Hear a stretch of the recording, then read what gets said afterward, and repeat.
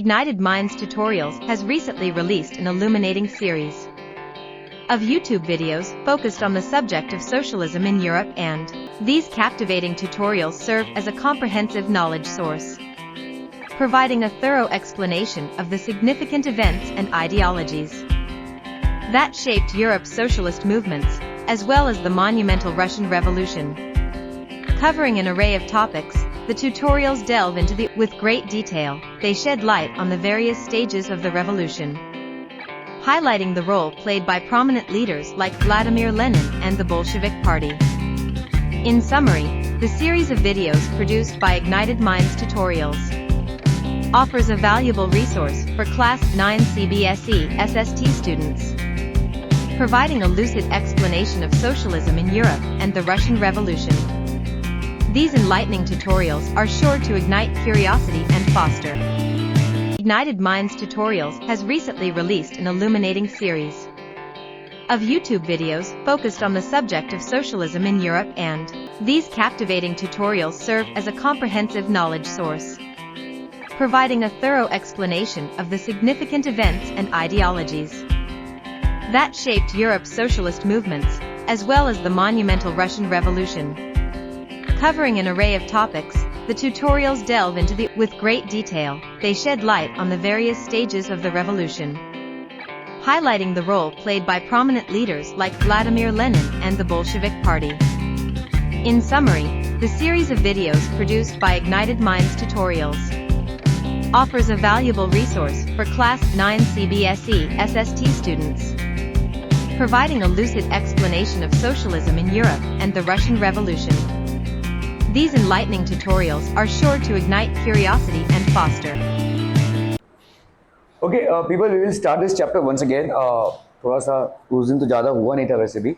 As of social change में हम क्या देख रहे हैं कि कैसे रशिया में रेवोल्यूशन हुआ. तो इसके पहले हमने रेवोल्यूशन कहाँ का देखा है भाई साहब. फ्रांस में रेवोल्यूशन को देखा है ना. इंडिया में रेवोल्यूशन को तो आप देखेंगे ही, बट फ्रांस में आपने रेवोल्यूशन को देखा जहाँ पे क्या था भाई साहब, आपका मोनार्कियल रूल था. ठीक है, we had seen that it had a monarchial rule, और लुईस थे किंग, और इनको भाई साहब आपका जो सोसाइटी था वो 3 हिस्सों में बटा हुआ था, the nobleman, the clergyman and the common. ठीक है, तो पीजेंट्स में बटा हुआ था. तो ये एक विद्रोह हुआ बहुत बड़ा, और इसका तख्ता पलट दिया. ठीक है, उसके बाद भाई साहब नेशनल असेंबली आई, वो भी फेल हुई.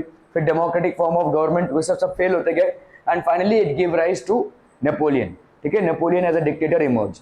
फिर उसके बाद नेपोलियन डिफीट हुए बैटल ऑफ वाटरलू में. उसके बाद फिर से कंजर्वेटिव सोसाइटी स्टैब्लिश हुई. तो काफ़ी सारे चेंजेस हुए. इन सारे चेंजेस को हम क्यों पढ़ने, जानने या समझने की कोशिश करते हैं? बिकॉज ये चेंजेस आपके इंडिया से रिलेटेड, इनफैक्ट वर्ल्ड से रिलेटेड चेंजेस पे डिपेंडेंट है. ठीक है, सारे वर्ल्ड में एक टाइम पे भाई साहब मोनार्कियल रूल था. ठीक है, the entire world had a monarchial rule, और उसके जो इल इफेक्ट्स थे वो सभी भुगत रहे थे. ठीक है, everybody was suffering from it. तो अभी धीरे धीरे ये खत्म हो रहा था, धीरे धीरे. And the same thing happened in Russia as well. Russia में हम अलग से रशिया को क्यों पढ़ रहे हैं? क्योंकि हर एक मोनार्कियल रूल जब रिप्लेस हुआ है, ज़्यादा करके डेमोक्रेसी से हुआ है. ठीक है, डेमोक्रेटिक फॉर्म ऑफ गवर्नमेंट से हुआ है. रशिया में मोनार्कियल रूल रिप्लेस हुआ by a communist form of government. ठीक है, अब ये कम्युनिस्ट फॉर्म क्या होता है? ठीक है, कम्युनिस्ट फॉर्म मतलब इट्स वेलफेयर ओरिएंटेड. एक्चुअली ये आइडियोलॉजी जो है कम्युनिज्म की, ये प्रोपोगेट हुई थी कार्ल मार्क्स से. ठीक है, Karl Marx was the writer who first wrote a book on Das Kapital. ठीक है, जर्मनी में एक बुक लिखी थी उन्होंने, दास कैपिटल उसका शीर्षक है उस बुक का, और उसमें उन्होंने कम्युनिज्म फॉर्म ऑफ गवर्नमेंट के बारे में बहुत विस्तारित रूप से चर्चा की है. He was the first one two propagate it. और इन्होंने बोला कि गवर्नमेंट का काम है वेलफेयर, ना कि प्रॉफिट. ठीक है, हमारा जो पूरा सोसाइटी है वो प्रॉफिट ड्रिवन है. अगर इसको चेंज करके हम वेलफेयर ओरिएंटेड करते हैं तो हमारे सोसाइटी में ज़्यादा डेवलपमेंट होगा. इसका मतलब क्या है? जितनी भी तमाम चीज़ें हैं वो सब गवर्नमेंट प्रोवाइड करेगा. सारा एम्प्लॉयमेंट भी गवर्नमेंट जनरेट करेगा, सब कुछ गवर्नमेंट प्रोवाइड करेगा. ठीक है, everything, the entire thing will be set up by the government. और इसीलिए कम्युनिज्म में बिजनेस ओरिएंटेड इकोनॉमी नहीं है. ठीक है, it is not a business oriented economy. आज की तारीख में बहुत कम ऐसे कंट्रीज हैं जो कम्युनिस्ट मैनिफेस्टो को फॉलो करते हैं. One of them of course is Russia and the other one is China. ठीक है, तो इन सब जगहों पे ही कम्युनिज्म है, अदरवाइज कम्युनिज्म एग्जिस्ट नहीं करती है. हमारे इंडिया में भी एक पार्टी है जिसका नाम है communist party of India, that is very active in West Bengal and Kerala, ठीक है। तो ये इन सब प्रांतों में ये एक्टिव है, लेकिन यहाँ पे एज ऑफ सोशल चेंज मतलब सोशल वेलफेयर के हिसाब से कम्युनिज्म को प्रोपोगेट किया गया है, ठीक है। Okay, so we will talk about socialism in Europe and the Russian revolution. तो हम यहाँ पे सोशलिज्म की बात करते हैं यूरोप में एंड द रशियन रेवोल्यूशन, जिनकी मैंने बात की कार्ल मार्क्स, ठीक है। Karl Marx had just written that book, ठीक है। ये कोई पॉलिटिकल लीडर नहीं थे, he was just a writer, ठीक है। So he has just written the book, it was read by Lenin. इन्होंने भाई साहब इस बुक को पढ़ा लेनिन ने, और इन्होंने रशिया में कम्युनिज्म को स्टैब्लिश किया। रशिया में हम किंग को किस नाम से जानते थे? तसार, ठीक है। It was known by the name of tasar, ठीक है। और ये किंग का रूल खत्म हुआ और उसके जगह पे कम्युनिज्म स्टैब्लिश हुई, लेकिन ये एकाएक नहीं हुआ, इसके लिए भी काफी सारी क्रांतियां हुई, ठीक है। रशिया में लेनिन को रिप्लेस करते हुए आए स्टालिन, और स्टालिन बहुत ही रूथलेस थे, he is compare to Hitler actually, ठीक है। बहुत ही स्ट्रॉन्ग लीडर थे और बहुत ही मतलब ऐसा उनके सामने कोई खड़ा नहीं हो पाता था, ऐसा मतलब उनका खौफ था, टेरर था। In fact he was more ruthless than even Hitler, ठीक है। खैर ये सब तो हम पढ़ेंगे यहाँ पे। The age of social change, in the previous chapter you read about the powerful ideas of freedom and equality that circulated in Europe. तो फ्रीडम और इक्वालिटी पूरे यूरोप में सर्कुलेट हो रहा था, ठीक है। पूरे यूरोप में ये प्रोपोगेट हो रहा है कि पब्लिक अगर चाहे तो गवर्नमेंट को चेंज कर सकती है, और पब्लिक अगर चाहे तो पूरे सेटअप को ही चेंज कर सकती है, ठीक है। तो it's the people who are the most powerful, not the kings और the nobleman, it's the people of a country who are the most powerful. After the French Revolution opened up the possibility of creating a dramatic change in the way in which society was structured, ठीक है। तो French revolution ने, ठीक है, opened up the possibility of creating a dramatic change. तो हमारे लिए French revolution एक ऐसा रेवोल्यूशन था जिस वो मिसाल बन गया सबके लिए कि वैसा फ्रांस में अगर ऐसा हो सकता है कि हम किंग को ओवरथ्रो कर सकते हैं और अपना गवर्नमेंट बिठा सकते हैं, ठीक है, a government which is properly elected by the people, then why can't it happen in all other parts of the world, ठीक है। सो फ्रांस का जो रेवोल्यूशन था वो बहुत ही इंस्पायरिंग था सबके लिए। We will look briefly at some of the important political traditions of the 19th century and see how they influence the change, ठीक है, किस तरह से भाई साहब चेंज इन्फ्लुएंस हुआ। लिबरल्स, रेडिकल्स एंड कंजर्वेटिव्स, ये तीन ग्रुप्स हैं आपके, ठीक है। लिबरल्स का ग्रुप है एक, ठीक है, रेडिकल्स का ग्रुप है कंजर्वेटिव्स का। आप अगर थोड़ा सा रिकॉल करेंगे तो कंजर्वेटिव क्या होता है, अगर आपने देखा कि जैसे फ्रांस में जब किंग को ओवरथ्रो किया गया लुईस को, उसके बाद नेशनल असेंबली सेटअप हुई, वो प्रॉपरली मैनेज नहीं कर पाई चीजों को, और उसके बाद फिर से नेपोलियन आए। नेपोलियन बैटल ऑफ वाटरलू में डिफीट हुआ और उसको एग्जाइल में भेज दिया गया। उसके बाद फिर से फ्रांस में आपका रूलिंग पार्टी आई, मतलब फिर से वैसा किंग का रूल आया, लेकिन ये एक थोड़ा सा अलग था। कंजर्वेटिव मतलब क्या होता है? कंजर्वेटिव मतलब जो पुरातन चीजों को बिलीव करे, ठीक है, पुराने फॉर्म ऑफ गवर्नमेंट को जो लोग बिलीव करे विथ अ स्लाइट चेंज, ठीक है। तो जैसे मतलब फिर से जब किंग का रूल हुआ तो उसमें बहुत सारे चेंजेस आए, लोगों ने बहुत सारे चेंजेस किए। हालांकि सबका मानना यही था कि king rule is better. Conservatives का मानना यही है कि जो पुराना फॉर्म ऑफ गवर्नमेंट है it is better, however with some minor changes, ठीक है। तो आपका पुराना form of government is the best, we can say make some minor changes out there, ठीक है। लिबरल्स हैं, रेडिकल्स हैं, ये तीन ग्रुप्स हैं आपके, और ये तीन ग्रुप्स लगभग सारे पूरे विश्व में फैले हुए थे, इवन इन इंडिया, ठीक है। सो लिबरल्स, रेडिकल्स, आप अगर आज की तारीख में न्यूज वगैरह सुनते हैं तो आप बहुत बार इस टर्म से वाकिफ होंगे, अरे लिबरल्स का तो ये कहना है, ठीक है, लिबरल्स का तो ये कहना है, लेफ्ट का तो ये कहना है। So what do we mean by liberals? Liberals is a group that has a way of thinking. Radicals is a group that has a way of thinking, and conservatives is a group that has a way of thinking. ठीक है? So ये अलग अलग लोगों का समुदाय है, political system के हैं ये, मतलब पॉलिटिकल कोई पार्टी नहीं है लेकिन ये एक सोच है, ठीक है। लिबरल्स की सोच अलग है, रेडिकल्स की सोच अलग है, और कंजर्वेटिव्स की सोच अलग है। आज की तारीख में भी ये तीन एग्जिस्ट करते हैं, ठीक है, और सारे वर्ल्ड में एग्जिस्ट करते हैं, सारे पॉलिटिकल फॉर्मेट्स में भी ये एग्जिस्ट करते हैं, ठीक है।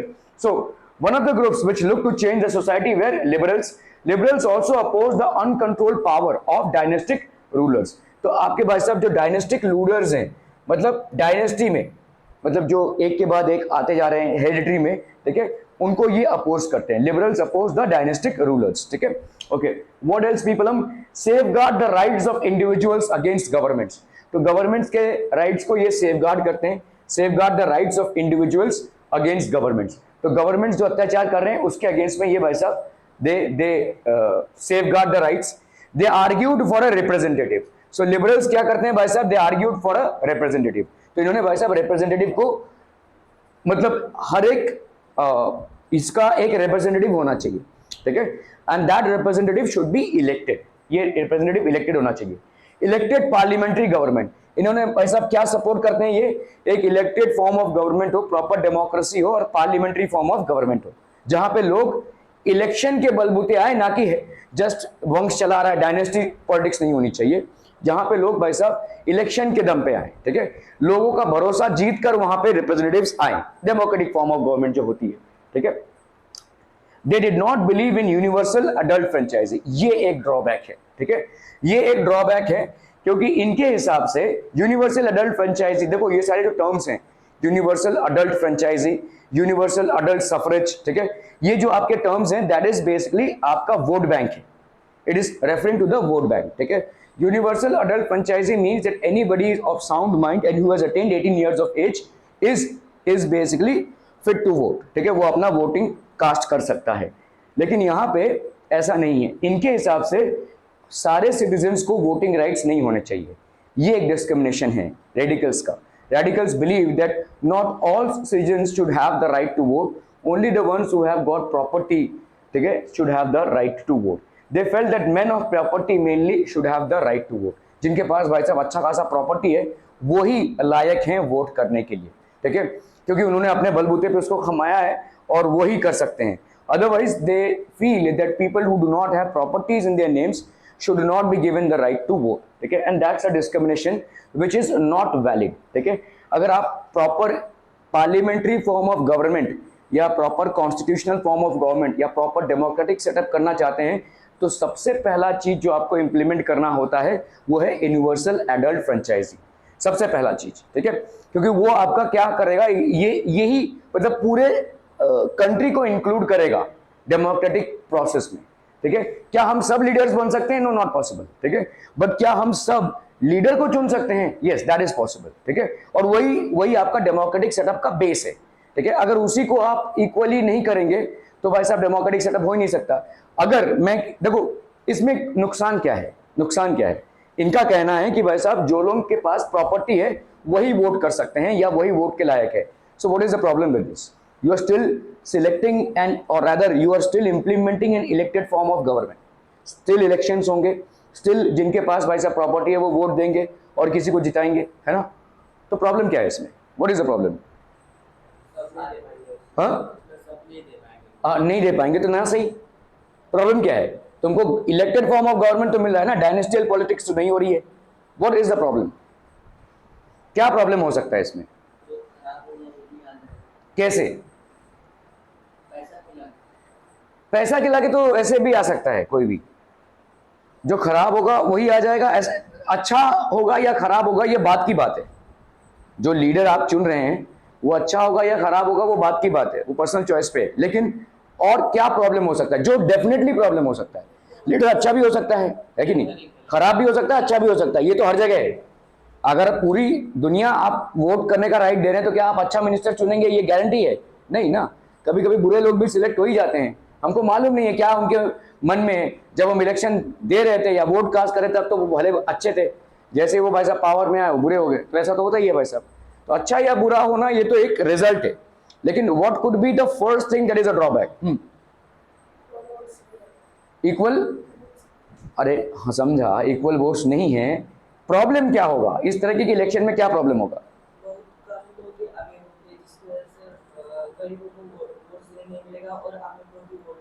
हाँ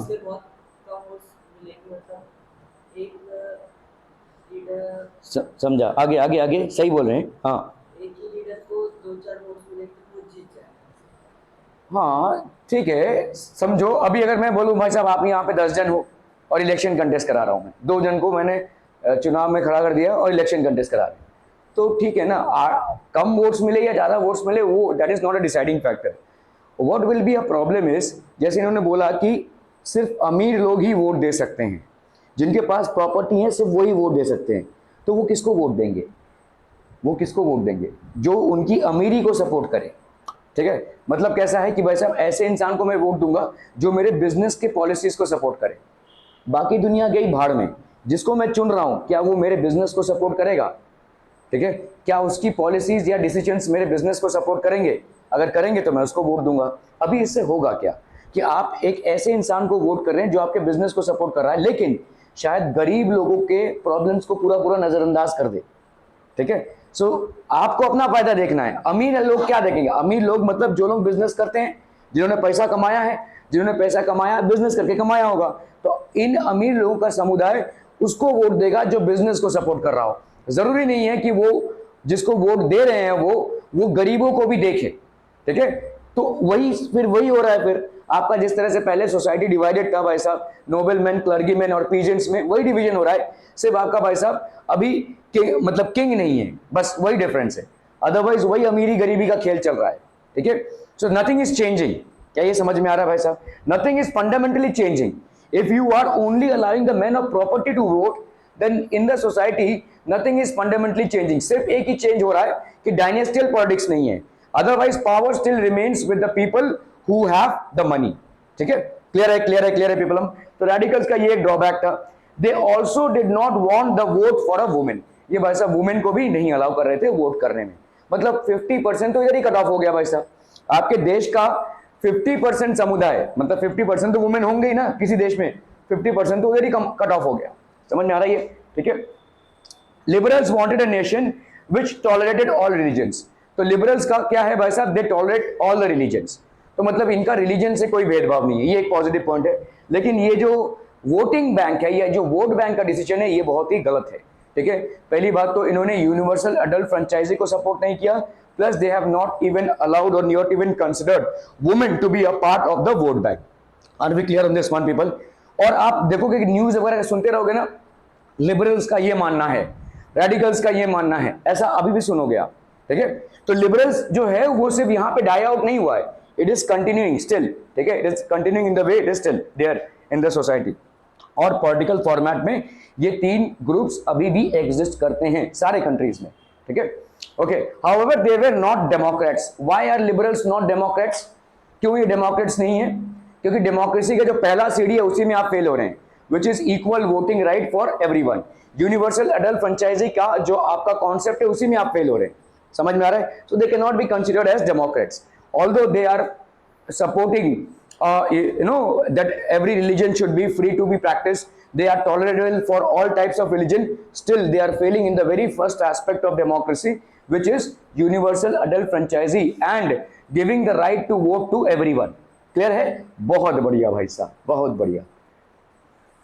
In contrast, radicals wanted a nation in which the government was based on the majority of a country's population.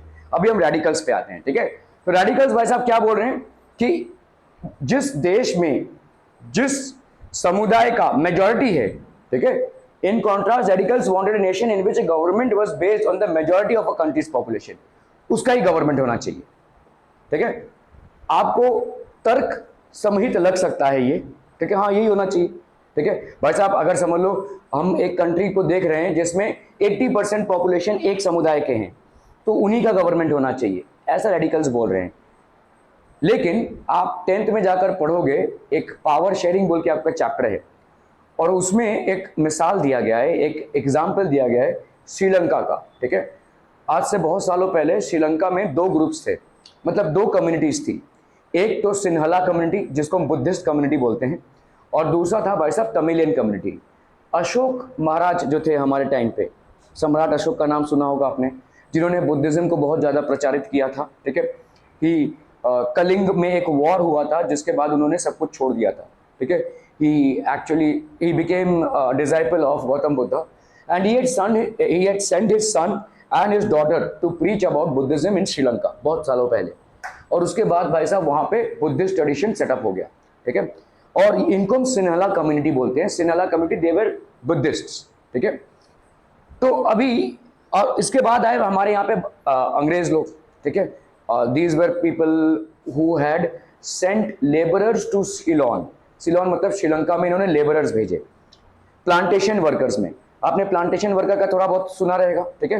तो अंग्रेज लोग क्या करते थे भाई साहब, ये दूर दराज के गांवों से लोगों को उठाते थे और इनको भेजते थे प्लांटेशन साइट्स पे।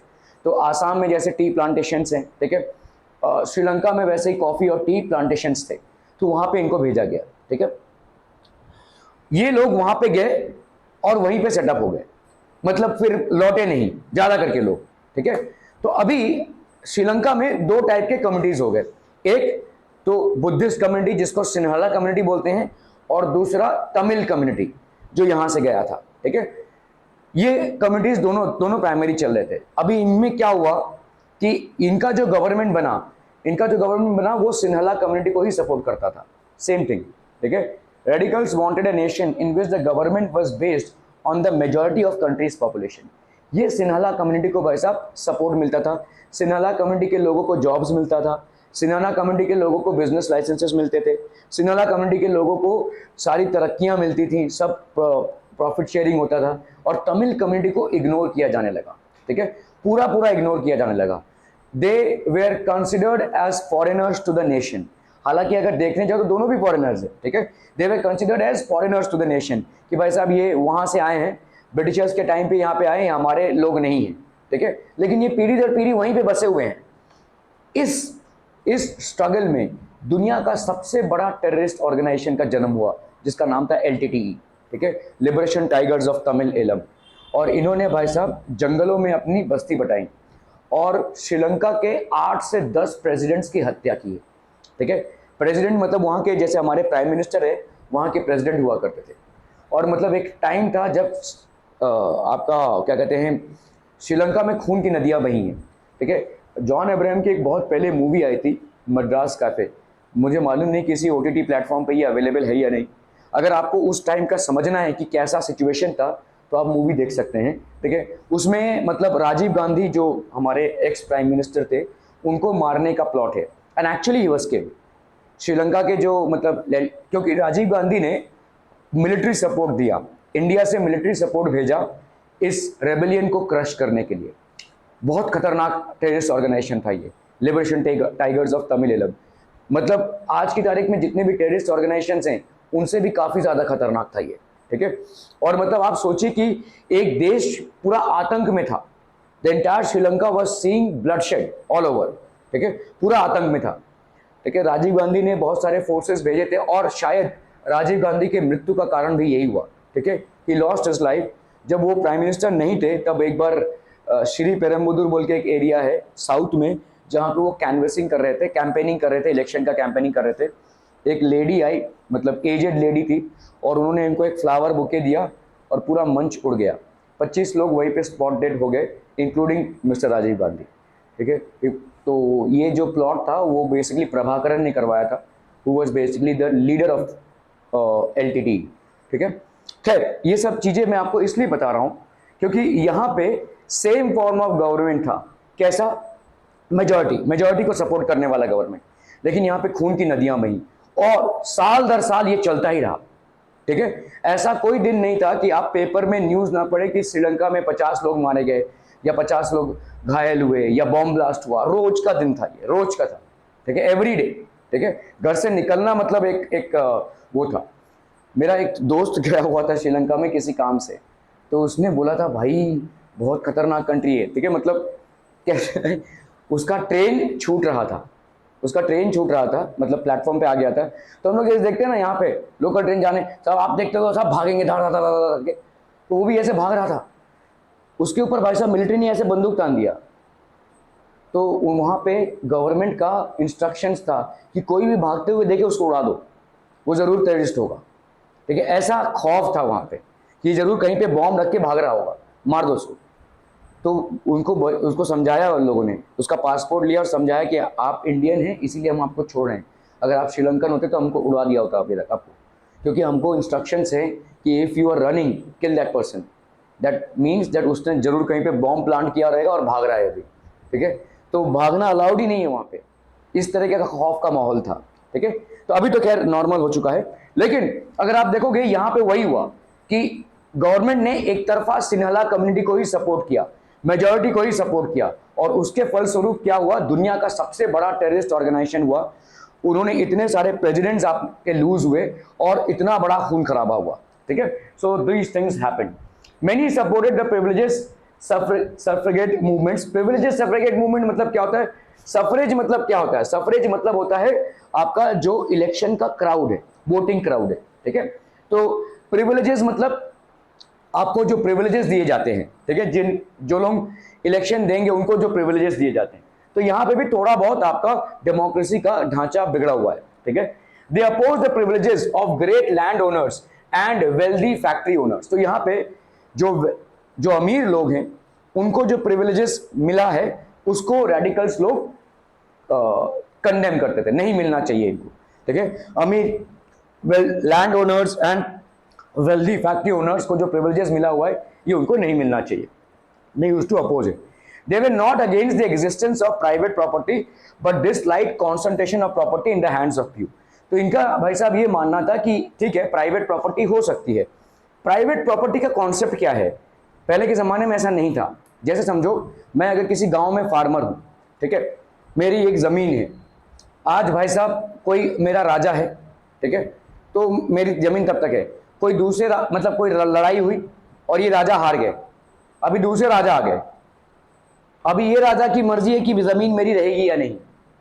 वो कल को अगर बोलेंगे नहीं जमीन तुम्हारी नहीं है तो नहीं है, तो I do not have a right to my property, ऐसा था भाई साहब, समझ में आ रहा है। तो प्राइवेट प्रॉपर्टी का जो कॉन्सेप्ट है वो पहली बार लाया गया नेपोलियन के दौरान इन यूरोप। नेपोलियन ने बोला why shouldn't we have private property, सबकी प्राइवेट प्रॉपर्टी होनी चाहिए, ठीक है, राजा बदले या भाई साहब गवर्नमेंट बदले, प्रॉपर्टी जिसके नाम पे है उसकी होनी चाहिए, है ना, वरना तो एक अनस्टेबल रहेगा भाई साहब, कोई भी किसी की भी प्रॉपर्टी हड़प लेगा।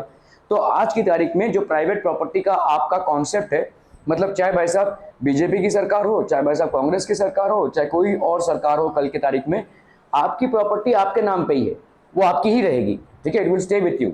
सो दे were not against the existence of private property. तो इन्होंने बोला कि हाँ ठीक है प्राइवेट प्रॉपर्टी होनी चाहिए, लेकिन ऐसा भी नहीं होना चाहिए कि ज्यादा करके maximum concentration of property should be in the hands of powerful people. सिर्फ पावरफुल पीपल के पास ही प्राइवेट प्रॉपर्टी हो या बैंक बैलेंस हो, ऐसा नहीं होना चाहिए, ठीक है। A movement to give the women the right to vote, women the right to vote, ठीक है, 18th सेंचुरी। तो आपका भाई साहब एक मूवमेंट चालू हुआ। Conservatives have been generally opposed to the idea of change. Conservatives कौन होते थे? अभी देखो लिबरल्स एंड रेडिकल्स दोनों भी चेंज चाहते थे, दोनों भी डायनेस्टिक रूल को अपोज करते थे, ये दोनों में एक कॉमन था, ठीक है।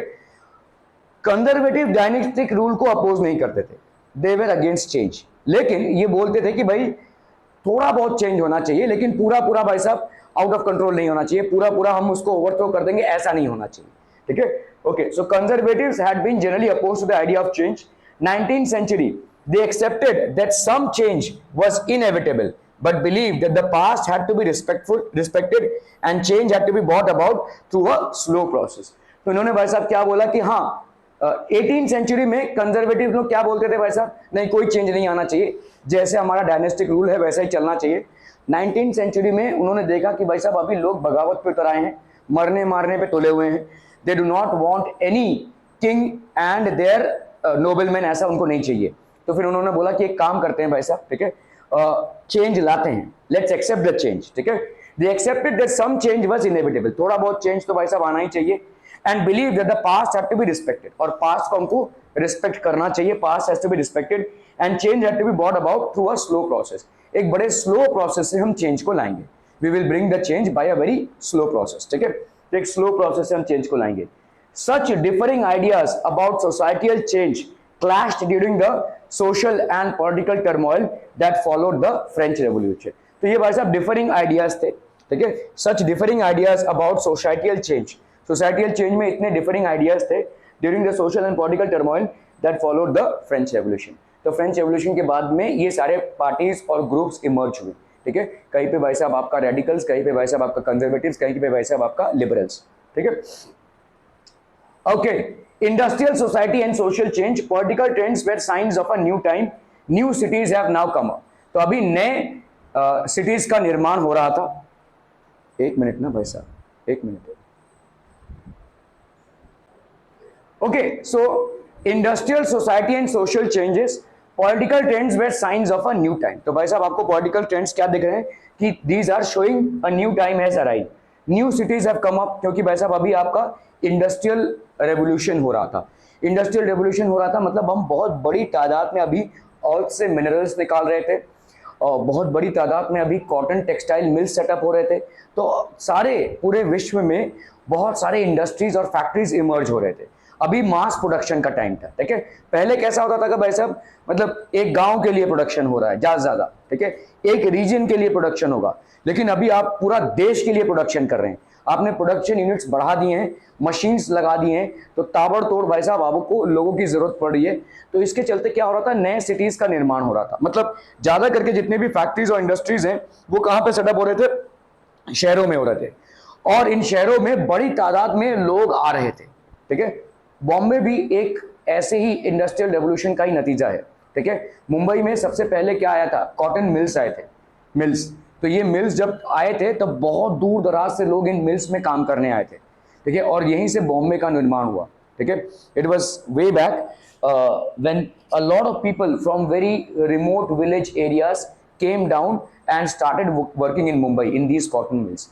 हालांकि ये बात और है कि इन कॉटन मिल्स में भाई साहब स्ट्राइक चालू हुआ, स्ट्राइक के चलते भाई साहब ये बंद पड़ गया, ठीक है। फिर लोग दूसरे जॉब ढूंढने लगे, बहुत सालों तक ये स्ट्राइक चला। तो ये अलग अलग चीजें हैं, बट मुंबई में कॉटन मिल्स का एक बहुत बड़ा कंट्रीब्यूशन है। कोई 1 2 10 हजार 5 हजार नहीं, भाई साहब लाखों की तादाद में लोग इन कॉटन मिल्स में काम करने आए थे। अभी भी कुछ जगहों पे ये कॉटन मिल्स हैं, नॉन ऑपरेशनल है, कुछ फैक्ट्रीज में परिवर्तित हो गए हैं, ठीक है, कुछ दूसरे सेंटर्स में चेंज हो गए, but these mills still exist, ठीक है। They are a replica of Mumbai's developing society. New cities had come up, new industrialised regions developed, ठीक है। Railways expanded and the industrial revolution occurred. तो रेलवे का भाई साहब एक्सपेंशन हुआ और इंडस्ट्रियल रेवोल्यूशन हुआ, ठीक है। इंडस्ट्रियल रेवोल्यूशन में रेलवेज का एक बहुत बड़ा हाथ था, क्योंकि जो आपके रॉ मटेरियल्स हैं वो इंडस्ट्रीज तक बाय मीडियम ऑफ रेलवेज पहुंचते थे, और इंडस्ट्रीज में जो फिनिश्ड गुड्स हैं वो डिस्ट्रीब्यूटर्स को भी रेलवेज के माध्यम से पहुंचते थे, ठीक है। So railways had a major role to play. Industrialization brought men, women and children to factories. Work hours were often long and wages were poor. अभी देखो जो लोग इनको एम्प्लॉय कर रहे थे, तो ये जो मैन वुमेन और चिल्ड्रन को एम्प्लॉय कर रहे थे, तभी तो लेबर लॉज नहीं था, तो children were also employed in these industries, ठीक है। तो तभी मतलब कोई लेबर लॉज नहीं था। अचानक भयानक में मतलब क्या हुआ है, इंडस्ट्रीज का निर्माण हो रहा है, फैक्ट्रीज का निर्माण हो रहा है, और जो लोग एग्रीकल्चर से जुड़े हुए हैं या जो लोग लेबर वर्क से जुड़े हुए हैं उनको भाई साहब जॉब्स दी जा रहे हैं। और ये इंडस्ट्रियलिस्ट का मानना ये था कि भाई साहब तुम्हारे गांव में तुम क्या ही करते थे, किसान मजदूरी करते थे, थोड़ा बहुत पैसा तुमको मिलता था, यहाँ पे तुमको अच्छा रहने को मिल रहा है, कम से कम अच्छी पगार मिल रही है, काफ़ी है, खुश रहो। 16 घंटा काम करना है करो भाई साहब, 18 घंटा काम करना है करो। सो इन ह्यूमन कंडीशंस थे। देखो आज की तारीख में आप ये सब नहीं कर सकते, there are specific labour laws in place, ठीक है। अगर समझ लो भाई साहब सूरज ने कल कोई कंपनी डाली और मैं उसके कंपनी में काम कर रहा हूँ, वो मुझको ये नहीं बोल सकता कि 16 घंटे काम करना है, मैं उसके अगेंस्ट में केस फाइल कर सकता हूँ लेबर लॉ डिपार्टमेंट से, ठीक है। लेबर डिपार्टमेंट में I can file a case against him, ठीक है।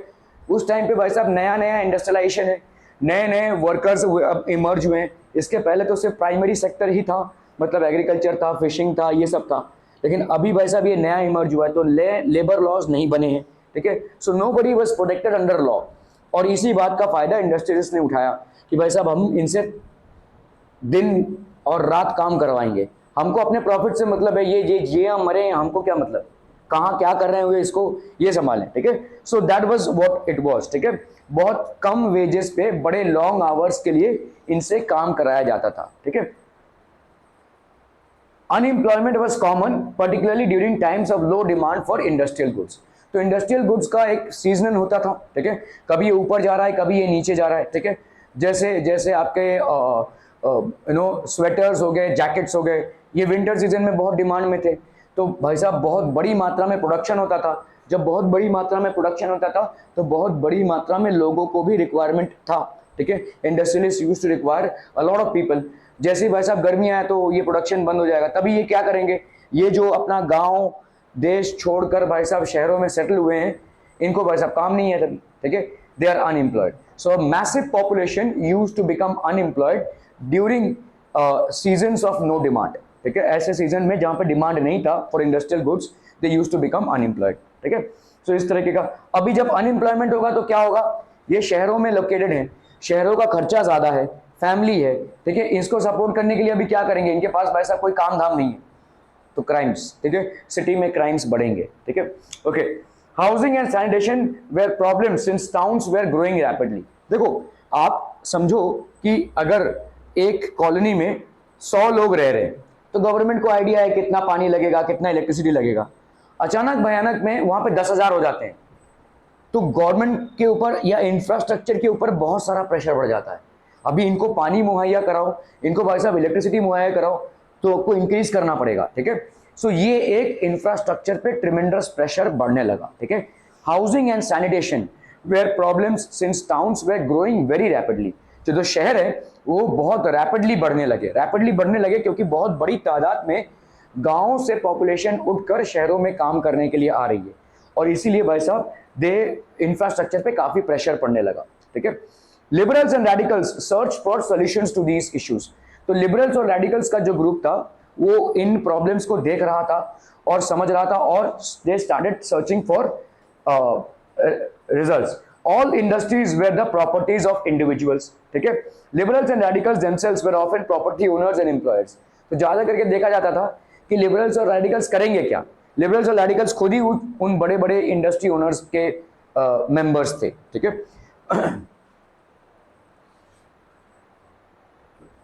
having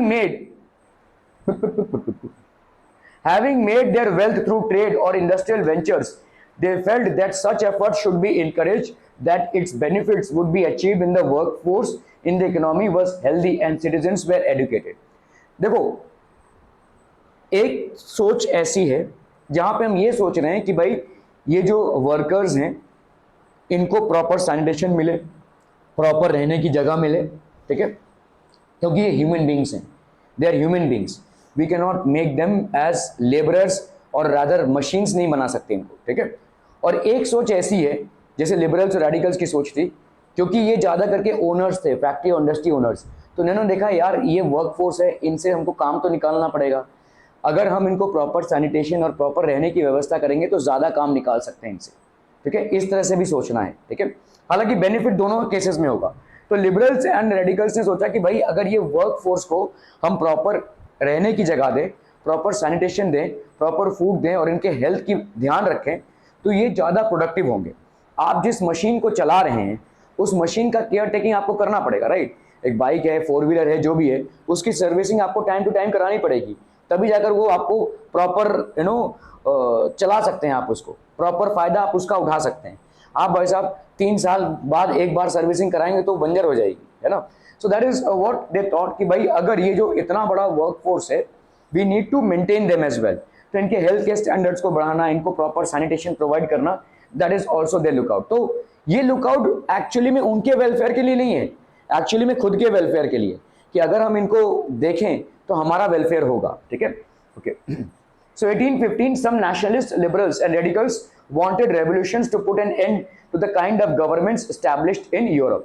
तो liberals और radicals ने भाई साहब बोला कि पूरे यूरोप में जो गवर्नमेंट चला रहा है वो बंद होना चाहिए. ठीक है, तो ये देखो आपका एक the London poor in the mid 19th century as seen by contemporary Henry Mayhew, London labor and a London poor in 1861. इन्होंने एक पेंटिंग बनाई है, मतलब एक ही रूम में 50-60 लोग हैं भाई साहब, कोई दारू पी रहा है, कोई ऐसे सोया पड़ा हुआ है, ऐसा ही था, कोई उल्टी करके गिरा पड़ा हुआ है, इस तरीके का मिजरेबल लाइफ था. ठीक है, that was how the life was, he is just painted it. ठीक है, लोग कहीं पे भाई साहब जुआ खेल रहे हैं, कोई गांजा मार रहा है, कोई ऐसा ही है पूरा. ठीक है, दिस वाज द एनवायरनमेंट. ठीक है, सो कोई नशा वशा कर रहा है, so that's how the entire community was.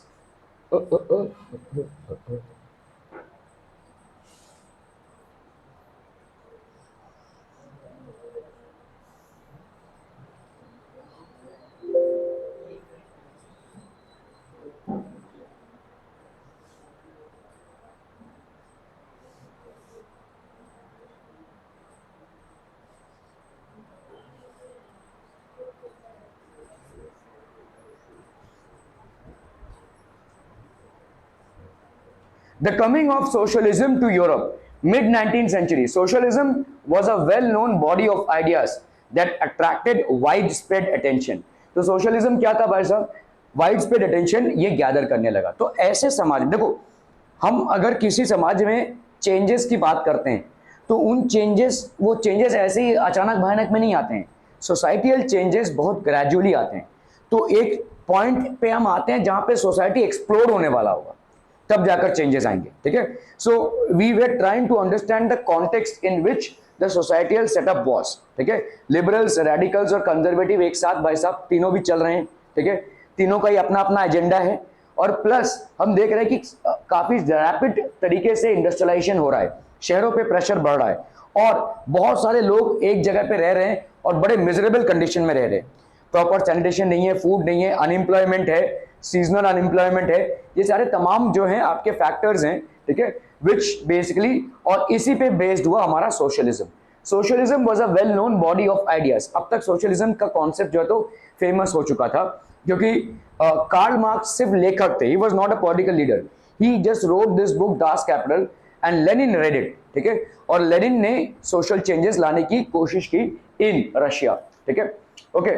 Socialist were against private property. तो ये भाई साहब क्या बोलते हैं कि प्राइवेट प्रॉपर्टी होनी नहीं चाहिए. आज की तारीख में भी सोशलिस्ट यही बोलते हैं कि सारी प्रॉपर्टी गवर्नमेंट की है. All the properties are of the government. ठीक है. दे शुड नो, क्योंकि जितना हम प्राइवेट प्रॉपर्टी देंगे लोग उतना ही प्राइवेट प्रॉपर्टी बनाएंगे और इसी बनाने के चक्कर में अमीर जो है वो अमीर होता जाएगा और गरीब जो है वो गरीब होता जाएगा. ठीक है. सो इनके हिसाब से जो डिस्पैरिटी या डिफरेंस है सोसाइटी में, ये प्राइवेट प्रॉपर्टी की वजह से है. तो प्राइवेट प्रॉपर्टी ही सारे मतलब फसाद की जड़ है. तो यही ना रख. People should not have been, और rather they should not be given the right to own private property. That's what socialist believe. ठीक है. Okay. Individuals own the property that gave employment. ठीक है. आप अगर सऊदी कंट्रीज में जाएंगे तो किसी की प्राइवेट प्रॉपर्टी नहीं है, मालूम है आपको. मतलब आपका जो घर होगा वो लेट्स से लीज पे होगा. लीज मतलब आप 90 साल का लीज. ठीक है. आपकी गाड़ी भी आपकी नहीं होगी, आपकी गाड़ी भी लीज पे होती है. ठीक है. You are not the owner of your vehicle. समझ लो 8-10 साल के लीज पे आपने गाड़ी को ली हुई है. ठीक है. सारा ओनरशिप गवर्नमेंट का है, सारा ओनरशिप किंग का है सऊदी कंट्रीज में. ठीक है. तो यही इनका भी कॉन्सेप्ट है कि भाई साहब सारा कुछ गवर्नमेंट का ही होना चाहिए. ठीक है. Individuals own the property that gave employment. तो आप गवर्नमेंट जैसे रेंट पे हैं आप. ठीक है. अपने ही घर में जैसे आप रेंट पे हैं, ऐसा वाला कि आपकी कोई प्राइवेट प्रॉपर्टी नहीं होनी चाहिए. ठीक है. आप as if the entire government is owing everything, you are just on a lease. आपको लीज पे दिया है, आप वहां पे तब तक रह सकते हैं. तो आपने भाई साहब गवर्नमेंट के साथ कॉन्ट्रैक्ट साइन कर लिया है कि भाई मैं यहाँ पे 20 साल रहने वाला हूँ और ये रहा इसका पैसा. ठीक है. ऐसा रहेगा. आप उस प्रॉपर्टी के ओनर नहीं होंगे. After 20 years it's up to the government whether to continue with your lease और टर्मिनेट इट. ठीक है. तो you will not be the owner. ऐसा गाड़ियों का भी है, ऐसा वैसा प्रॉपर्टीज का भी है. In many countries it is still prevalent. ठीक है. Individuals own the property that gave employment. Okay. Socialists had different visions of the future. ठीक है. Saw it as the root of all social ills of the time. उनके हिसाब से भाई साहब जो प्राइवेट प्रॉपर्टी है यही सब फसाद की जड़ है. ठीक है. फसाद की जड़ इसलिए है क्योंकि लोगों को प्राइवेट प्रॉपर्टी एक्यूमुलेट करने का एक, किसी को भी, सब लोग चाहेंगे अपने ज्यादा से ज्यादा प्राइवेट प्रॉपर्टी एक्यूमुलेट करें और यही भाई साहब एक बहुत बड़ा प्रॉब्लम है. ठीक है. This is the major cause of any kind of problem. But the proprieted were concerned only with personal gain. Okay? But the proprieted were concerned only with personal gain and not with the welfare of those who made the property productive. ठीक है. Proprieted were concerned only with personal gain. इनको भाई साहब personal gain ही चाहिए and not with the welfare of those who made the property productive. और जो property को productive बना रहे हैं उनसे कुछ इनका लेना देना नहीं था. ठीक है. Okay. Robert oven and this was his name, a leading English manufacturer sought to build a cooperative community called the New Harmony in Indiana. Indiana basically आपका US में है. ठीक है. और other socialists felt that cooperatives could not be built on a wide scale only through individual initiative. ठीक है. तो उन्होंने एक कोऑपरेटिव बनाने की कोशिश की. कोऑपरेटिव क्या होता है? मतलब एक सोसाइटी होती है जहां पे सारे लोग एकत्रित होते हैं अपने प्रॉब्लम्स के साथ. ठीक है. They demanded that government encourage cooperatives. तो इन्होंने क्योंकि एक कोऑपरेटिव बनाया था तो लोगों ने सबने बोला कि ऐसे कोऑपरेटिव्स और आने चाहिए और गवर्नमेंट को वैसा इन कोऑपरेटिव्स को एनकरेज करना चाहिए, ठीक है। Louis Blanc wanted the government to encourage cooperatives and replace capitalist enterprises, ठीक है। तो he wanted the government to encourage cooperatives, Louis Blanc wanted the government to encourage cooperatives and replace capitalist enterprises. Cooperative और capitalist enterprise में क्या फर्क है? Capitalist enterprise कौन होता है? कैपिटलिस्ट मतलब जिनको सिर्फ प्रॉफिट कमाना है, ठीक है। कैपिटलिस्ट मतलब कौन होता है? कोई इंडिविजुअल ओनर होता है और अ ग्रुप ऑफ ओनर्स होते हैं जो कंपनी को ओन करते हैं और इनका मकसद क्या है? ज्यादा से ज्यादा प्रॉफिट कमाना, ठीक है। कोऑपरेटिव्स का मतलब क्या है? कोऑपरेटिव्स मतलब क्या होते हैं कि बहुत सारे लोग मिलकर इसको बनाते हैं। जैसे समझो अमूल दूध या वराना, ठीक है, ये सब आपके कोऑपरेटिव से बने हुए हैं। ये बहुत सारे फार्मर्स या बहुत सारे जिन लोग एनिमल हस्बेंड्री प्रैक्टिस करते हैं गांव खेड़े में, इनका मिलकर एक एसोसिएशन बना है। तो अभी क्या होगा कि इसका जो भी प्रॉफिट होगा वो सब में बटेगा, ठीक है। सो यहाँ पे वेलफेयर है, इसका मेन उद्देश्य क्या है भाई साहब? Welfare. This is welfare oriented and this is just money oriented या प्रॉफिट ओरिएंटेड है, और वो भी कुछ ही लोगों के हाथों में, ठीक है। यहाँ पे भाई साहब बहुत बड़े एक एसोसिएशन होगा। लिज्जत पापड़ जैसे कोऑपरेटिव है, ठीक है, दीज आर बेसिकली कोऑपरेटिव्स, ठीक है। यहाँ पे बहुत साधारण परिवार से लोग आए हुए हैं और उन्होंने एक फेडरेशन बनाया है, उन्होंने भाई साहब एक एसोसिएशन बनाया है जिसका फायदा सबको होगा, ठीक है, जिसमें सबका कंट्रीब्यूशन भी रहेगा और जिसमें फायदा भी सबका होगा, ठीक है। सो इन्होंने wanted the government to encourage cooperatives, इन्होंने बोला कि भाई साहब गवर्नमेंट को कोऑपरेटिव्स एनकरेज करने चाहिए एंड रिप्लेस कैपिटलिस्ट एंटरप्राइजेस, और कैपिटलिस्ट एंटरप्राइज को रिप्लेस करना चाहिए। आपका सोसाइटी भी एक कोऑपरेटिव है ना, आपके सोसाइटी में लिखा रहता है ना कोऑपरेटिव हाउसिंग सोसाइटी, तो your society is also cooperative. जब तक बिल्डर और जब तक भाई साहब आपके लैंड ओनर ने लैंड को पूरा बेच नहीं दिया तब तक उनके हाथ में रहता है, but once the society is form it is for the society members, तो वो कोऑपरेटिव हो जाता है, that becomes a cooperative, okay. तो वहां पे फिर वेलफेयर ओरिएंटेड हो जाता है। जब तक भाई साहब सारे फ्लैट्स नहीं बिके हैं तब तक बिल्डर के हाथ में है, ठीक है। जैसे ही वैसा वो रिलीज हो जाता है, सारे फ्लैट्स बिक जाते हैं, तो it has to be formed as a cooperative. Now तो जब तक वो बेचना रहता है तब तक प्रॉफिट का मामला है, लेकिन एक बार सोसाइटी स्टैब्लिश हो जाती है तो फिर वेलफेयर है, ठीक है, फिर प्रॉफिट का मामला नहीं रहता, फिर वेलफेयर है, फिर जो आप मेंटेनेंस भरते हो उससे भाई साहब तमाम काम होते हैं, ठीक है, फिर प्रॉफिट नहीं रहता। इसके पहले प्रॉफिट ओरिएंटेड होता है। बिल्डिंग जब बनी और बिल्डिंग का हर एक फ्लैट बिकने तक आपका प्रॉफिट ओरिएंटेड मोटिव रहता है, ठीक है। एक बार जब बिल्डिंग पूरा बिक चुका है, ठीक है, सारे ओनर्स आ चुके हैं, तो फिर भाई साहब कोऑपरेटिव सोसाइटी बन जाती है। फिर जो भी पैसा जमा होगा एज अ मेंटेनेंस बतौर, ठीक है, वो बिल्डिंग के डेवलपमेंट में आएगा, वो भाई साहब किसी का जेब नहीं भरेगा, ठीक है, that will not be filling somebody's pocket, ठीक है, okay. So these cooperatives were to be associations of people who produce goods together and divided the profits according to the work done by the members.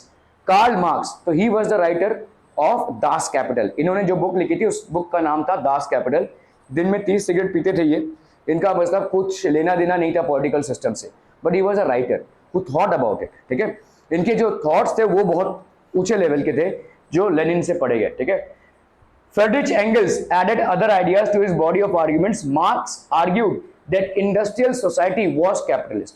तो इन्होंने बोला कि भाई साहब industrial society जो है अभी की तारीख में स्टैब्लिश हो रहा है, इतने सारे इंडस्ट्रीज और फैक्ट्रीज जो स्टैब्लिश हो रहे हैं, ये कैपिटलिस्ट नहीं है, दे आर कैपिटलिस्ट। कैपिटलिस्ट मतलब सिर्फ अपने फायदे का सोचने वाले, ठीक है, they are just thinking about their own money, ठीक है। Capitalist own the capital invested in factories and the profit of capitalists was produced by workers, ठीक है। So capitalists basically क्या थे भाई साहब? own the capital invested in factories, तो and the profit of capitalists was produced by workers, तो workers भाई साहब इनका capital produce कर रहे थे, ठीक है। The conditions of workers could not improve as long as this profit was accumulated by private property, ठीक है। तो जो conditions हैं workers के, this could not improve, ये improve हो ही नहीं हो रहा था क्योंकि profit is accumulated by private property. इनको भाई साहब जो लोगों ने इनको एम्प्लॉय किया है, जो इंडस्ट्रियलिस्ट हैं या जो फैक्ट्री ओनर्स हैं जिन्होंने वर्कर्स को एम्प्लॉय किया है, इनका मोटिव क्या है? पैसे कमाना। तुम मरो या जियो हमसे कोई मतलब नहीं, ठीक है, हमको पैसे कमाना है और हम ये तभी कमा सकते हैं जब प्रोडक्शन भरपूर चले, और प्रोडक्शन के लिए तुमको एम्प्लॉय किया हुआ है तो हमारा प्रोडक्शन चलना चाहिए, ठीक है। Believe that to free themselves from capitalist exploitation, तो कैपिटलिस्ट एक्सप्लॉयटेशन से फ्री हो। Workers had to construct a radically socialist society where all property was socially controlled. तो इनके हिसाब से क्या होना चाहिए कि भाई साहब काम कौन कर रहा है, वर्कर्स, और फायदा कौन उठा रहा है, इंडस्ट्रियलिस्ट, है ना।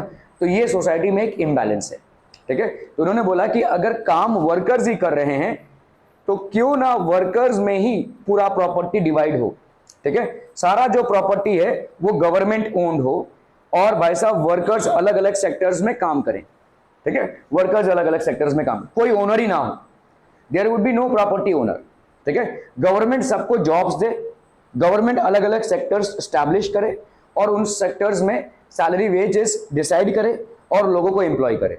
There would be no exploitation at all. समझ में आ रहा है यहाँ पे। तो मतलब ये बिजनेस ओरिएंटेड इकोनॉमी है ही नहीं, कैपिटलिस्ट इकोनॉमी है ही नहीं, यहाँ पे कोई एक मालकियत नहीं होगी। क्या ये समझ में आ रहा है सोसाइटी का structure. So what is saying is government का जॉब है कि वेलफेयर ओरिएंटेड हो, मतलब सब तक सारे सुविधाएं पहुंचे इक्वली, ठीक है। और इसके लिए गवर्नमेंट सारे सेक्टर्स में जॉब क्रिएट करेगा और गवर्नमेंट ही सबको एम्प्लॉयमेंट देगा, ठीक है। क्लियर है, are we clear on this one people. Workers had to construct a radically socialist society. तो इन्होंने बोला कि भाई साहब एक रेडिकली सोशलिस्ट सोसाइटी का निर्माण हो where all property was socially control. Socially control मतलब सारी प्रॉपर्टी का ओनर कौन होगा, गवर्नमेंट, कोई भाई साहब ओनर होगा ही नहीं, ठीक है। He was convinced that workers would triumph in their conflict with capitalists। तो अभी चालू होता है बहुत बड़ा वर्कर्स रेवोल्यूशन जो रशिया में चालू हुआ, ठीक है। रशिया में वर्कर्स रेवोल्यूशन चालू हुए, वर्कर्स, पीजेंट्स, जो भी थे, they started uniting against the government, ठीक है। So against the conflict rather, ठीक है, capitalist. So a communist society was the, ये क्या हो गया भाई साहब, ठीक है। तो कम्युनिस्ट सोसाइटी, कार्ल मार्क्स और फ्रेडरिक एंगल्स थे, these were the people who had conflict in their view points, ठीक है।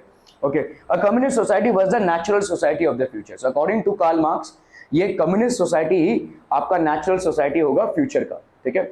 Support for socialism, 1870s socialist ideas spread through Europe. अभी भाई साहब ये सोशलिस्ट का जो आइडिया है वो स्प्रेड आउट होने लगा कि भाई साहब एक ऐसा फॉर्म ऑफ गवर्नमेंट हो जहां पे कोई भी प्राइवेट प्रॉपर्टी ओन ना करे और पूरा रीजन या पूरा कंट्री जो है तो डिफरेंट सेक्टर्स में गवर्नमेंट डिवाइड करे, प्रोडक्शन यूनिट्स गवर्नमेंट स्टार्टअप करे और गवर्नमेंट सबको एम्प्लॉयमेंट दे, ठीक है। सो सबका वेलफेयर हो जाएगा इसमें, okay. To coordinate their efforts socialists formed an international body, namely the Second International. Workers in England and Germany began forming associations to fight for better living and working conditions. तो England, आपको मालूम है कि उस time पे industrial revolution जो चालू हुआ था वो चालू हुआ था इंग्लैंड से, एंड जर्मनी। तो बड़े बड़े कंट्रीज जो थे like England and Germany, they began forming associations. तो उन्होंने भाई साहब एसोसिएशन का निर्माण किया to fight for better living and working conditions. तो बेटर लिविंग और वर्किंग कंडीशंस के लिए जर्मनी में भाई साहब associations work closely with the Social Democratic Party, that is SPD, and help it win parliamentary seats, ठीक है। तो एसोसिएशंस जो तो क्लोजली काम करने लगे, ठीक है, with social Democratic party SPD and help win parliamentary seats, ठीक है। 1905 में socialist and trade unions formed a labour party in Britain and socialist party in France, ठीक है। तो जितने भी सोशलिस्ट थे एंड ट्रेड यूनियंस थे, दे फॉर्म्ड अ लेबर पार्टी, कहां पे, ब्रिटेन में, and socialist party in France. तो अलग अलग जगहों पे अगर आप देखोगे सोशलिस्ट के पार्टीज बनने लगे, ठीक है। 1914 socialist never succeeded in forming a government in Europe. बहुत कोशिशों के बावजूद भी socialist were not able to form a government in Europe, ठीक है। तो सोशलिस्ट को सब जगह पे सक्सेस नहीं मिला, रशिया में सक्सेस मिला है, चाइना में सक्सेस मिला है, but they were not able to succeed in most parts of the Europe, ठीक है। ज्यादा करके यूरोप के पार्ट्स में दे वर नॉट सक्सेसफुल, ठीक है। This is a painting of Paris Commune in 1871, ठीक है। It portrays a scene from the popular uprising in Paris between March and May 1871. This was a period when town council, that is commune of Paris, was taken over by the people's government, consisting of workers, ordinary people, professionals, political activities and others. तो ये पूरा भाई साहब इन लोगों ने कब्जा कर लिया था टाउन काउंसिल पे, ठीक है। The uprising emerged against a background of growing discontent against the policies of French state. The Paris Commune was ultimately crushed by government troops, but it was celebrated by the socialists the world over as a prelude to socialist revolution. तो government officials ने इसको दबा दिया, इस uprising को, ठीक है। इन्होंने पूरा टेक ओवर कर लिया था, ठीक है। This was crushed by the military and the army people, but still this uprising was considered to be a huge achievement for socialists all across Europe. The Paris Commune is also popularly remembered for two important legacies. One, for its association with the workers, that is red flag. That was the flag adopted by the communards, that is revolutionaries in Paris. Two, for the Marseillaise, originally written as a war song in 1792, it became a symbol of the commune and the struggle for liberty. तो ये एक घटना घटी थी जिसमें success तो नहीं हुआ, जिसको क्रश भी कर दिया गया, लेकिन क्योंकि ये घटना घटी, ये हिस्ट्री में रजिस्टर हो गई और लोग इसका एग्जाम्पल उठाने लगे. ठीक है.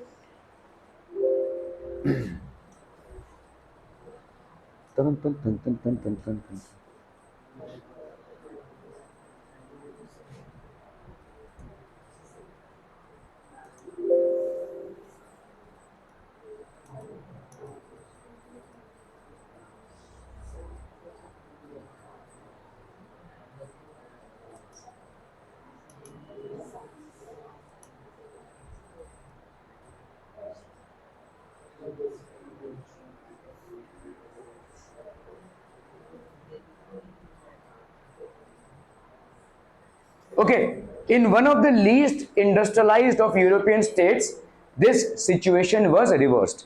तो आपने देखा पेरिस में कैसे भाई साहब लोग मिलकर एक रेवोल्यूशन लाने की कोशिश करते हैं और गवर्नमेंट उसको बुरी तरह से कुचल देती है, लेकिन ये स्प्रेड आउट हो गया. ठीक है, ये पूरे यूरोप में ये बात फैल गई कि भाई साहब लोग अपनी पूरे रीजन का बागडोर अपने हाथ में ले सकते हैं. ठीक है. In one of the least industrialised of European states, सबसे जहां पे कम इंडस्ट्रियलाइजेशन था, ठीक है, of European state, in one of the least industrialised of European states, this situation was reversed. ये भाई साहब सिचुएशन रिवर्स हो गया. Socialist took over the government in Russia. Russia की बात हो रही है बेसिकली. ठीक है, तो सोशलिस्ट लोगों ने भाई साहब क्या किया, they took over the government in Russia through the October revolution of 1917. तो 1917 में एक अक्टूबर में रेवोल्यूशन हुआ and they took over the पूरे गवर्नमेंट को ही उखाड़ देगा इन्होंने. ठीक है. The fall of monarchy in February 1917. तो पहले इसके पहले तसार का रूल हुआ करता था और ये मोनार्कियल रूल था और इसको भाई साहब हटा दिया गया 1917 में. And the events of October are normally called the Russian revolution. इनको हम भाई साहब क्या नाम देते हैं, रशियन रेवोल्यूशन. क्लियरम क्लियरम क्लियरम पीपलम. Okay okay okay. The Russian empire, tsar Nicholas 1914, ठीक है, ruled Russia and its empire. The majority religion was Russian Orthodox Christianity. देखिए, जब आप किसी रेवोल्यूशन के बारे में पढ़ने जानने की और या समझने की कोशिश करते हैं तो आपको उसको सोसाइटियल कॉन्टेक्स्ट में समझना होता है कि उस टाइम पे सोसाइटी क्या था, उस टाइम पे भाई साहब मेजॉरिटी कौन सी पॉपुलेशन थी, उस टाइम पे रूलर कौन था, उस टाइम पे लोग कैसे बटे हुए थे. ठीक है. Okay, so he ruled Russia and its empire. He is the tsar. ठीक है, जैसे मैंने आपको बोला वहां के किंग को तसार बोला जाता था. The majority religion was Russian Orthodox Christianity. Christianity भाई साहब मेजर रिलीजन था which had grown out of the Greek Orthodox Church. तो अलग अलग चर्चेस से क्रिश्चियनिटी को इवॉल्व करते हैं. तो जो ग्रीक ऑर्थोडॉक्स चर्च था उससे ही ये इवॉल्व हुआ था. ठीक है, रशियन ऑर्थोडॉक्स क्रिश्चियनिटी.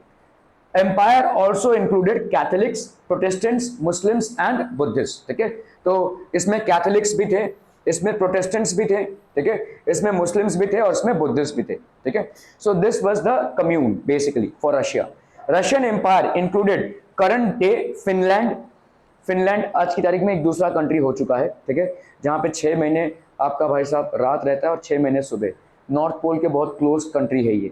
ठीक है, आज की तारीख में एक सेपरेट कंट्री हो चुका है. Latvia, Lithuania, Estonia, parts of Poland, Ukraine and Belarus. तो उस टाइम पे रशिया भाई साहब पूरे यूरोप में फैला हुआ था. ठीक है, रशिया सिर्फ आज की तारीख में जितना आपको दिख रहा है उतना नहीं था. It was a huge country. ठीक है, so this was spread out, काफी स्प्रेड आउट है. देखो ये रशियन एम्पायर है. This is basically the Russian empire. ठीक है, यहाँ पे देखो फिनलैंड है, पोलैंड को भी इन्होंने भाई साहब रखा हुआ है. ठीक है, then they had basically Saint Petersburg. ये सब फिनलैंड मतलब आपका जहां पे मैं बोल रहा हूँ नॉर्थ पोल के थोड़ा क्लोज कंट्री है ये. ठीक है, so these were the parts of the entire Russian empire. It's a huge Russian empire. The map shows the Russian empire and the European countries at war during the First World War. ये First World War की छवि है. ठीक है. Economy and society, beginning of the 20th century, vast majority of Russia's people were agriculturists. ज्यादा करके भाई साहब आपका प्राइमरी ऑक्यूपेशन था और उस टाइम पे सिर्फ रशिया ही नहीं बाकी दूसरे कंट्रीज में भी आपका प्राइमरी ऑक्यूपेशन हमेशा एग्रीकल्चर ही हुआ था, टर्शियरी ऑक्यूपेशन का उतना इवॉल्वमेंट नहीं हुआ था, ठीक है, इट इज नॉट बेसिकली, तो उतना नहीं था। 85% of Russia's empire's population earn their living from agriculture, ठीक है। Industry was found in pockets, छोटे छोटे जगहों पे थोड़ा थोड़ा इंडस्ट्रीज था, otherwise mainly it was agriculture. Prominent industrial areas were Saint Petersburg and Moscow, आज की तारीख में भी मॉस्को रशिया का कैपिटल है, ठीक है। सो ये प्रोमिनेंट इंडस्ट्रियल एरियाज थे। For instance in France and Germany the proportion was between 40% and 50%, ठीक है। In the empire, cultivators produced for the market as well as for their own needs, and Russia was a major exporter of grain, ठीक है। तो अगर आप देखोगे दूसरे countries में एग्रीकल्चरल का कितना परसेंटेज था, जैसे फ्रांस और जर्मनी ज्यादा 40 या 50% ही एग्रीकल्चर था, बाकी सब इंडस्ट्रियल गुड्स थे। रशिया में अभी तक आपका 85% चल रहा था एज कंपेयर, और रशिया मेजर एक्सपोर्टर था, उनका मेन इनकम था एक्सपोर्ट ऑफ ग्रेन से, ठीक है। So cultivators produce for the market as well for their own needs, जो भी भाई साहब एग्रीकल्चरिस्ट होते थे वो एग्रीकल्चर करते थे मार्केट में बेचने के लिए प्लस अपने फैमिली के रिक्वायरमेंट्स को पूरा करने के लिए, ठीक है। And Russia was a major exporter of grain, और ग्रेन का मेजर एक्सपोर्टर हुआ करता था रशिया, ओके। 1890 में मेनी फैक्ट्रीज वर सेटअप, ठीक है, बहुत सारे फैक्ट्री सेटअप होने लगे। Russia's railway network was extended, foreign investment in industry increased, ठीक है, फॉरेन इन्वेस्टमेंट बढ़ने लगा। Coal production doubled and iron and steel output quadrupled, तो कोल प्रोडक्शन भाई साहब डबल हो गया और आयरन और स्टील इंडस्ट्री भी भाई साहब 4 गुना हो गया। तो ये सब जो फैक्टर्स हैं ये क्या हैं, ये इंडस्ट्री को सपोर्ट करने वाले फैक्टर्स हैं, है ना। फॉरेन इन्वेस्टमेंट मतलब लोगों का बाहर से पैसा आने लगा, लोग बाहर से इन्वेस्ट करने लगे, ठीक है, रशियन इंडस्ट्रीज में, ठीक है। रेलवे नेटवर्क बढ़ने लगा, जिससे भाई साहब transport of finished goods as well as raw materials became easy. Coal production भाई साहब डबल हो गया और स्टील आउटपुट भाई साहब 4 गुना हो गया। तो आप देख रहे हैं कि काफी इंडस्ट्रियल प्रोडक्शन बढ़ रहा है, कहां पे, रशिया में, ठीक है, 1890 में। 1900s में factory workers and craftsman were almost equal in number. Craftsman मतलब जो लोग हाथ का काम करते हैं, जैसे भाई साहब आपका घड़ा उड़ा बनाना, ठीक है, यूटेंसिल्स बनाना, और फैक्ट्री वर्कर्स दोनों भाई साहब अभी इक्वल हो गए थे, मतलब बहुत बड़ी तादाद में फैक्ट्री वर्कफोर्स आपका बढ़ चुका था, ठीक है, ओके। मोस्ट इंडस्ट्रीज, ठीक है, most industry was the private property of industrialist, ठीक है। Government supervise large factories to ensure minimum wages and limited hours of work, ठीक है। तो गवर्नमेंट सुपरवाइज करती थी, लेकिन गवर्नमेंट भी भाई साहब बड़े लोगों का ही खेल था, ठीक है। सो मिनिमम वेजेस मिलते थे and limited hours of work. Factory inspectors could not prevent rules being broken, ठीक है।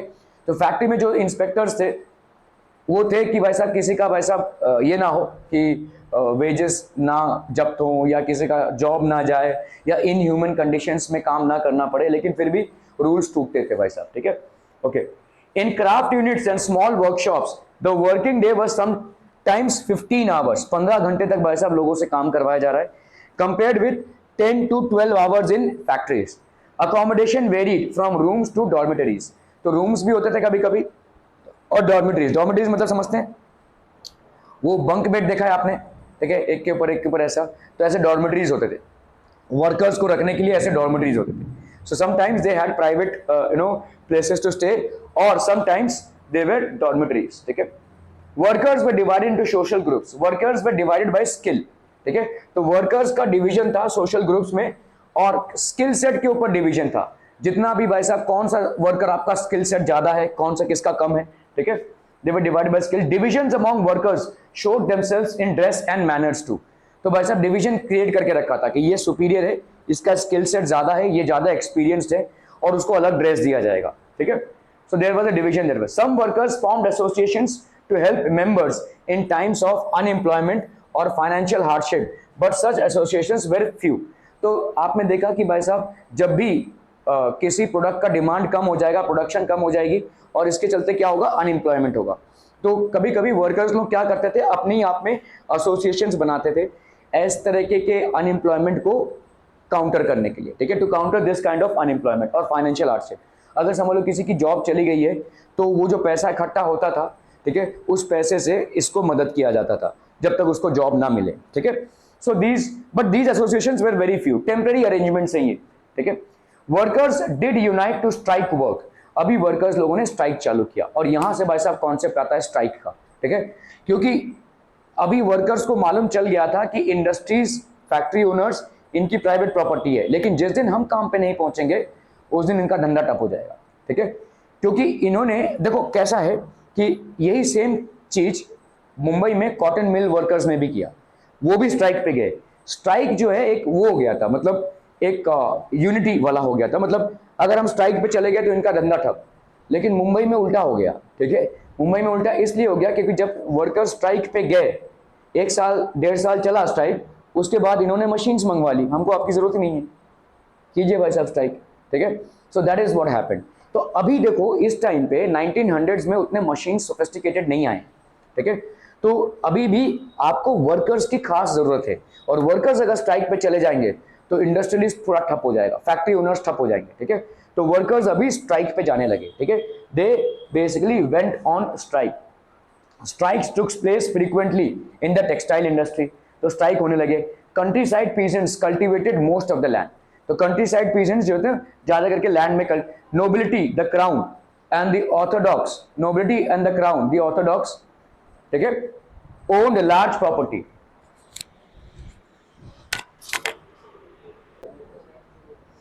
Okay, countryside peasants cultivated most of the land.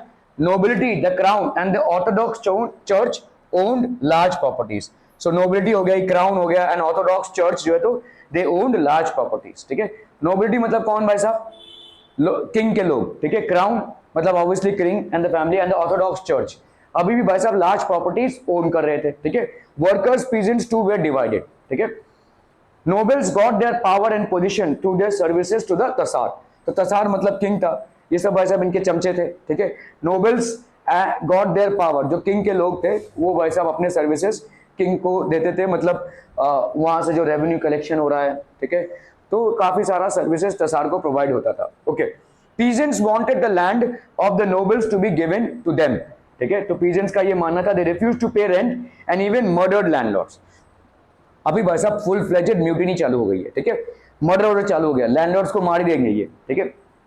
1902 this occurred on a large scale in south Russia. South Russia में भाई साहब भारी भरकम तरीके से landlords का मर्डर होने लगा, ठीक है, क्योंकि अभी तक इन्होंने पीजेंट्स को दबाए रखा था। इन्होंने बोला कि भाई साहब हमारा लैंड हमको दे दो, लेट्स कल्टीवेट, और अगर नहीं दोगे तो मार देंगे, और मार भी रहे थे, ठीक है। They were killing these people, ठीक है। 1905 such incidents took place all over Russia.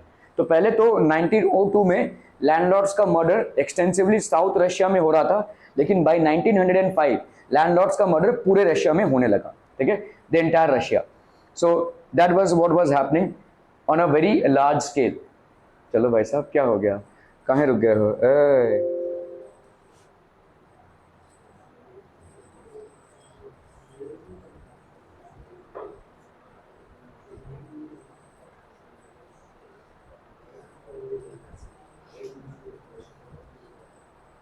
क्यों भाई साहब ऐसा क्यों हो गया, देखना पड़ेगा व्हाट हैपेंड।